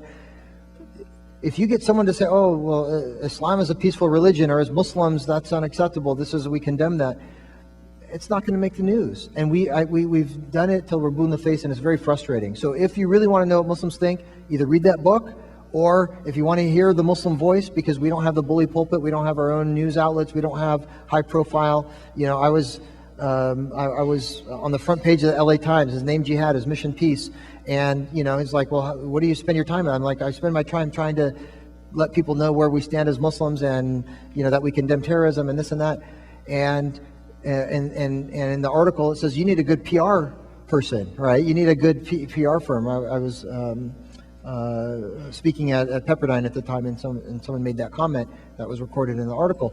And it was funny, when the paper came out, I got contacted by a number of PR firms, said, "Well, give us a lot of money and we'll help represent your voice." But the point is, we are trying our best to speak out. And in fact, we even did something in 2005 that we thought was clever. And we thought, "Oh, this will get us the news coverage that we've been condemning terrorism since the 80s. I mean, since before 9/11, before everything. Because terrorism isn't new. It's been going on for a long time." So we decided that we would, in conjunction with every major Islamic organization in the Western world, issue a joint fatwa. I kid you not, we issued a fatwa. Now, some of you guys are thinking, "Oh, we're going to chop off someone's head." Fatwa just means a legal opinion. All right, so we issued a religious legal opinion, or a responsa. And we told the news agencies, we have a press release, Islamic Center issuing fatwa. We had wall-to-wall cameras. I'm not kidding you. Every major news, television, radio, print, everything. They were all there. Dozens and dozens, filling up the foyer at the Islamic Center. And then after the khutbah, we issued the fatwa. The fatwa read, and I'm summarizing it, "It is the obligation of every Muslim to cooperate with law enforcement to protect our country from any act of terrorism, and we condemn terrorism as un-Islamic, and Al-Qaeda in particular," and this is before ISIS, but we would add ISIS to that. And did anyone ever hear about this coverage? No. You remember that? All right, this is the first person in my 11 years of referencing that story that's ever heard that story. All right, someone who's very fastidious in watching the news. All right. So it's the most frequently asked question, the one that you asked us, but it's the one that's also most frustrating for us to answer, because the answer is, we've been condemning terrorism from the beginning and doing our best to try and get that message out there. It's just not being heard. We had, after San Bernardino, we had 1,000 Muslims show up at City Hall with the mayor of San Bernardino, the LA mayor, the mayor of Pasadena, the mayor of Gardena, there were 10 mayors, Santa Monica, there were 10 mayors, 1,000 Muslims. We all held signs that said Muslims condemning terrorism, Muslims against, terrorism. And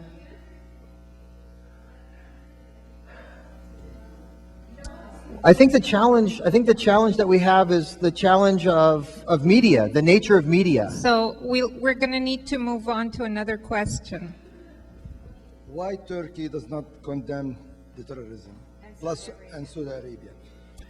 Yeah, Most so of the people- so as a Muslim, I have, in America in particular, I have the freedom to speak critically of Saudi Arabia and of Turkey and of all of the other countries when they act in ways that are not in alignment with our values as Muslims. So I'm critical of Saudi Arabia for a number of things, the treatment of women and their policies in the Middle East that are resulting in conflict and bloodshed, and so many other transgressions that they're committing. Iran, Turkey, where they're mistreating the Kurds, and they're doing so many other things in a non-productive way, and not being stronger in fighting against ISIS, etc. So you're not going to find me defending any Muslim majority country and their behavior if it's immoral. I'll be the first to condemn it, and I do. Yeah, the governments. Yeah. Thank you for coming. We really appreciate it. But for clarification, you indicated that you studied in Saudi Arabia, so one would assume that you're perhaps Sunni. And the question is, are you Orthodox, Reform, or liberal?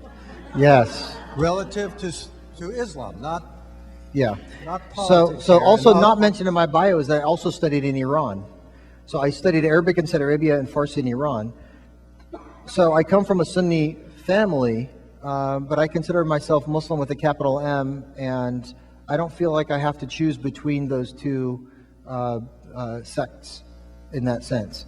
So I would say that I am Muslim. We have many members of our community who's half Sunni, half Shi'i. They call themselves Sushi.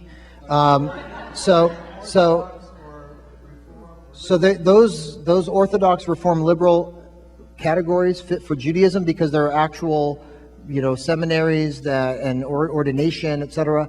Those categories don't exactly fit within the Islamic narrative because it's very flat. There's no hierarchy within Sunni Islam, at least. There is to some extent in Shiism, but there are several different Shi'i sects.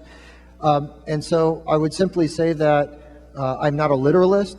I wouldn't describe myself as Wahhabi. I adhere to I try my best to adhere to the values and principles of the Quran, the Sunnah of the Prophet, the teachings of the Prophet Muhammad, but apply them in a way that's well integrated into the pluralism of modern Western society. The difference between Sunni and Shia? So I would simply say this. It was a historical political disagreement between two peoples, both Muslim, in a struggle for authority for the religion and for the state. That political struggle took on a theological tone, but they're 99.9% similar, and they disagree primarily in the number of holidays and minor things of practice and minor things of theology. The difference is less than, I would say, between Catholicism and Episcopalianism, or Anglicanism. Yeah. I want to take you back in the history part of things. Yes. Early Christians were persecuted, this new faith. Did the same thing happen with Muhammad's followers in the early years? It was a different scenario. See, what happened in Arabia was that in Arabia there was no Caesar. There was no organized ruler of the disparate Arab tribes. They were all nomadic and all fiercely independent. And they were never united until Muhammad came. They ended up, by the end of his 23 years of preaching, they ended up becoming his followers, all of them, throughout Arabia, and they united. He united them for the first time. So there never was a conflict between the followers and the state because there was never a state. In fact, the state wasn't formed until Muhammad died, and then they formed one after he died.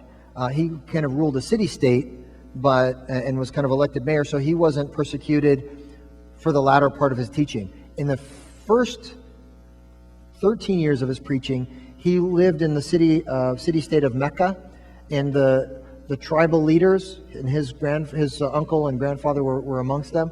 The tribal leaders were pagan, and so when he started preaching monotheism, they said, "Listen, you want to worship one God, but don't talk smack about our idols, right?" And so they tried, quieting him, and he didn't, stop preaching, and so he was persecuted.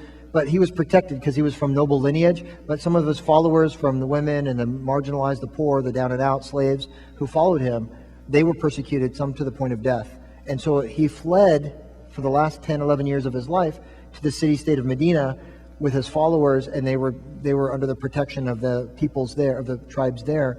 And then he was also elected mayor. So he was persecuted as a minority for the first 13 years of his mission, and in charge and in power for the last 10 years of his mission. So it was a different historical dynamic at the time of Muhammad. Islam is not violent, but is some of the violence misinterpretation of Islam, or is it pure political infiltration? I would suggest that it is motivated by political, this is my theme, I'm going to stick to it, modern nationalist narratives that invoke religion and twist a scripture to justify things that are unjustifiable. Some don't even try and justify it anymore through scripture. They just try and justify it through geopolitics and other things. Some still try and invoke scripture, but they do a poor job on it of it. And it's really, if you look at the text of the scripture, it's there was a book written, which is more violent, the Bible or the Quran, and it was written by a Princeton professor, I believe, or Harvard professor, who was not Muslim, by the way, and they would suggest that the scriptures of the Bible are much more violent than the Quran. The Quran, there's a verse in the Quran that says, for example, kill them where you find them. How many of you have heard that verse? Kill them where you find them. It says that in the Quran, chapter 2, verse 190, or 191. It does say that, but here's what it says. If you are attacked and forced out of your religion and forced out of your homes by a people, by a certain group of enemies, not Christians, not Jews, but by the pagan Arabs, this was talking to Muhammad at the time, then if you encounter them on a battlefield, fight them where you find them. Don't run away, and you can stand your ground if you're being driven out of your home and out of your faith. But if your enemy is inclined to peace, make peace. These are all of the same verses. Kill them where you find them is not a whole verse. It's the beginning part of a verse that ends with, and if your enemy is inclined to peace, then make peace. So, you could take a part of a verse out of context. I think one time a Christian did that. But it happens all the time, I think, in all faiths. So. Okay, my question might have something to do with what you were just talking about. Why does it seem like there's a rise of radicalism and fundamentalist trends in the world in general? Yeah. Why does it seem like there's a rise in the trends? Well, I think it has to do with media. If you look at the actual number of people being killed and the actual number of in an absolute scale over the last 100 years, it's not an actual rise. What you see is an actual rise in the way it's reported in media and social media and the news cycle and 24-hour news cycles. So it makes it seem like everything is doom and gloom. There is a lot going wrong. There's global, climate change. There's, places of conflict. There's warfare, etc. But the actual absolute number of, of violent acts taking place in the world and people being killed is not on. I would suggest is not on the rise if you look at the long arc of history. So it has. I think the perception is there because that's the way that we consume news and what's going on in the world. What bleeds leads, and what generates ratings is things in which there's conflict and uncertainty and things that are scary, etc. So I have two questions. The first is religious. I had always understood that Muslims revered Jesus as a holy man, as a prophet, but not divine, and as a prophet of lesser importance than Muhammad. My second question is, you indicated earlier that there really is no doctrinal difference between Shiite and Sunni. Small doctrinal difference. But there seems to be, certainly the Western press has reported that some of the extremist Islamic views appear to be traced to Wahhabism, and I'm wondering if there are some doctrinal differences there. All right. With regards to the first question, Muslims revere Jesus as Christ, not Muhammad. Jesus is the only one referred to in the Quran, in the scripture, as Christ, the Messiah. And Messiah is the Arabic word, which you can see Messiah, Mashiach is the Hebrew. Christo is from the Greek, but the Arabic or the Aramaic and the Hebrew is the same cognate, Messiah. that he's inspired by the Holy Spirit, only referenced in the Quran, the only prophet referenced in the Quran to have been inspired by the Holy Spirit. There's a verse in the Quran in chapter 2, verse 285, that says, we don't make any distinction between any of the prophets. None of them are better than the others. We believe that they all are divinely inspired by God. That being said, we believe that God is the only divine being and that all of us are his creation, including Jesus, who we revere and we turn to as a role model, but not someone that we direct our prayer to or through. We pray directly to God. And with regards to your second question, remind me? Wahhabism. So Wahhabism, let me just give you the skinny on Wahhabism. So Wahhabism, I would say, goes back to Muhammad ibn Abdul Wahhab, who lived in Arabia in the 17th century. 17th? I believe 17th century, maybe 18th. I have to double check my dates. Either 1740s or 1640. I think it was 1740s. And he had a literalist approach to Islam. And his literalism allowed, he had a puritanical literalism. And here's what I mean by that. Combined literalism, remember that we had the Puritans back here in the States? What does Puritanism focus on? Sexual purity, the role of the woman, right? And also doctrinal purity, right? To have a very pure theology. So his puritanical literalism allowed you to excommunicate, if you will, people who did not meet up to the standard. And because he had such a narrow view, he partnered up with an aspiring tribal chief who wanted to take over the territories ruled by, at that time, by the Ottoman Empire. And so there was this pact that was made back in the day between Wahhabism, Muhammad ibn Abdul Wahhab, and Wahhabism, and the political leader that says, listen, as Muslims, we're not supposed to fight and kill one another. We're not supposed to kill a believer. However, if we follow your theology, we can just call them non-Muslim and it's all good. It's all fair game. I'm not kidding you. This is what happened. There's a good book called The Clash of Fundamentalisms. I recommend reading by Ali. I can't remember his first name, but it's a great book, The Clash of Fundamentalisms. He documents this pact in there. And this political leader adopted the puritanical theology of Wahhabism, and they agreed, we'll keep your theology, you endorse our politics as legitimate and give us the authority to go on our military campaign against the Ottomans, and we'll be all good.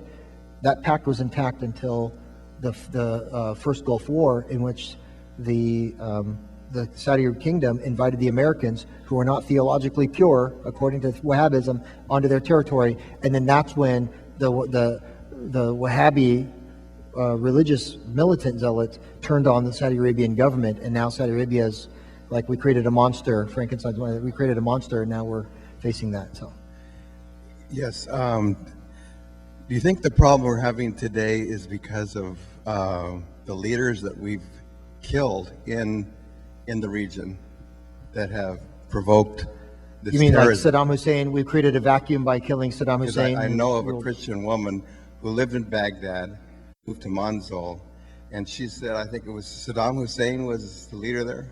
In Iraq, yeah. She said they were protected when he was in power. Yeah, so I would say that, imagine again, this is a theme I'm going to have. I'm not backing down from it, because this is what I dedicate a lot of my graduate study. In addition to Islam, I was trying to wrap my mind around this just for my own edification. Imagine the former Yugoslavia. Who was in charge there? Tito. What happened when he died? Well, Christians started fighting each other, and who got in the middle was the Muslims, right? Who was fighting? The Catholics and the Orthodox, right? Why did all hell broke loose after Tito died? Well, because he ruled with an iron fist. And when he died, then you had these territories, peoples who were vying for their own whatever, and they couldn't take over the whole of it, so they divided up the country, and Bosnian Muslims were in the middle. I said Bosnian, didn't I? Bosnian Muslims were in the middle, and there was the great massacre of Srebrenica and others. So many, thousands and thousands of Bosnian men were killed, and women were raped, and all of that by these two, I wouldn't say Christian groups, two nationalist groups who happen to be Christian, right? So it's really not about Christianity, Orthodox, or Catholicism. It was you had a ruler with an iron fist. There's a political vacuum when he passed away, transitioned to democracy, and then you had this ultra-nationalist rhetoric, and that's a clash of national. I would say it's not a clash of civilizations, it's a clash of ultra-nationalisms. That's what we have going on in places where there's violence. He was a terrible person, but a very effective, firm despot who was able to keep things together in what's called, and I read books about him, his rule called the circle of fear. He really ruled with an iron fist in that country, and he created stability, but unless you were against him, and in which case you're imprisoned or killed. One last question. What can we do as Catholics and Muslims together, given the current environment of Islamophobia and violence worldwide? Nothing. It's hopeless. Thank you. No, I'm just kidding. No. So there's a lot that can be done. And I would say that the first and most important thing, you're already doing it, which is getting to know one another. Because when you get to know one another, the barrage of negativity that comes through the media, that image is not the reality that you experience when you deal with this community. Although Ibat is a tough cookie. All right, she's not the image of ISIS and of Al Qaeda and of violence and terrorism.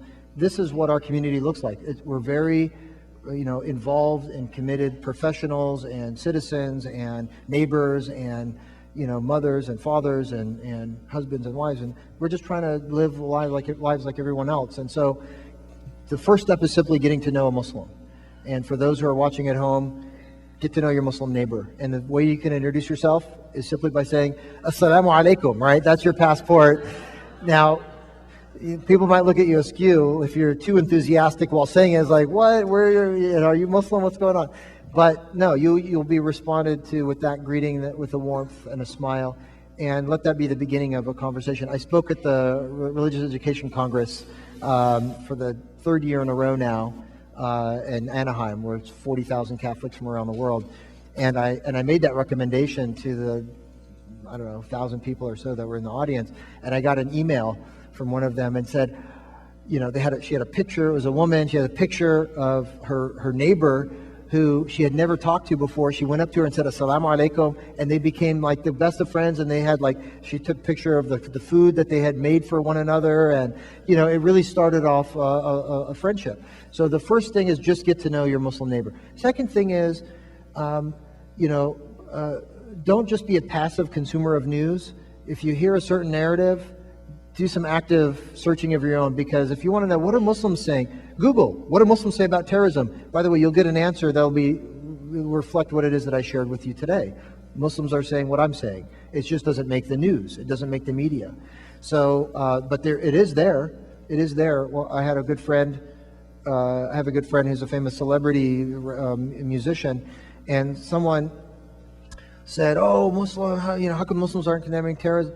He said they are, and again, this is a very kind of contemporary response, younger generation response. He said, well, perhaps the condemnations of terrorism from Muslims isn't coming on your news feed, because when you follow social media, you click who you follow. It can be an echo chamber. You can follow all people who think just like you and know the same things as you do. He said, it might not be on your news feed, but it's all over mine. Like, that's what I hear, and Muslims hear it all the time when we're condemning, and we also hear the frustration. How come no one's hearing us? And they're always asking us, why aren't we condemning? And we're trying to put on, high-profile events and protests and this and that, and it just doesn't get media coverage. In fact, when the media came for that event, one of our members, who's a communications director, she happened to be near them. The camera guy came and says, "Oh, there's no story here. There's no conflict. Everyone's here. It's peaceful. I'll just get some B-roll and leave." That's literally what the news guy said, who went to cover the protest of 1,000 Muslims condemning terrorism in City Hall with LA Mayor and the Chief of Police, Chief Beck, and with Pasadena and every other. Oh, there's no conflict here. It's all peaceful. So there's not really a story. I'm just going to get some B-roll and leave. So tell your own stories. Be active in your own circles, because although you might have the initiative to get to know a Muslim, maybe other people in your family or your extended circles might not. And so you can be public about those relationships. That really, I think, is enough. I mean, if you just do that, that's great. please join me in thanking Jihad Turk. I'd like to thank all of you. Also, you could do us a favor by putting the chairs in stacks of 10 to be preserved. And thanks again. Please join us on the second Wednesday of July. June will be Ramadan. We'll let you know if we have an activity then. Thank you very much and good evening.